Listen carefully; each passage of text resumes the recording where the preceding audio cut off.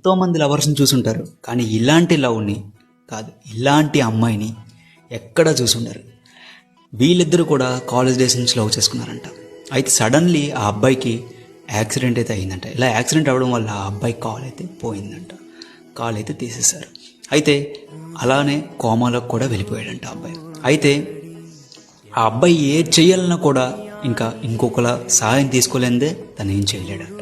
అయితే ఇంక తెలిసిందే కదా, వాళ్ళ ఇంట్లో వాళ్ళ అమ్మ నాన్న, వీళ్ళింట్లో వీళ్ళ అమ్మ నాన్న ఆ అమ్మాయికి ఒకటే చెప్పారంట, ఆ అబ్బాయిని ఇంక వదిలేసి అలా నువ్వు వేరే వాళ్ళని చూసుకొని పెళ్లి చేసుకో అమ్మా, కొంచెం సంతోషంగా ఉండు అని చెప్పి. తనంతలు తానే నడవలేడు, ఇంకొకరు సాయం కావాలి, తనతో నువ్వు ఇంకే నడుస్తావు అని అన్నారంట. అయితే వాళ్ళమ్మ నాన్నకి వీళ్ళమ్మ నాన్నకి అమ్మాయి ఒక మాట అయితే చెప్పిందంట, మీరెవరు వాళ్ళకి అక్కర్లేదు, నేనుంటా సపోర్ట్గా, నేనవుతా ఆ అబ్బాయి కాలుగా, తన వెంట నేనుంటా అని చెప్పి ఆ అబ్బాయిని ఒక చంటి పిల్లాళ్ళ ఇంకా అబ్బాయికి స్నానం చేయించడం కానీ, ప్రతిదీ కడగడం, ఇంకే ప్రతి ఒక్క పని కూడా ఒక చిన్న పిల్లని చూసుకున్నట్టు ఆ అబ్బాయిని చూసుకున్నట్టు.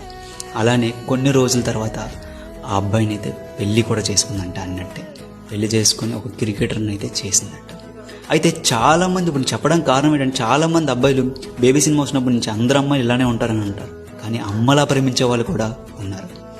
ఈ అమ్మాయి ప్రేమకి ఒక్క హార్ట్ సింబల్ పెట్టకపోతే ఎలా చెప్పండి.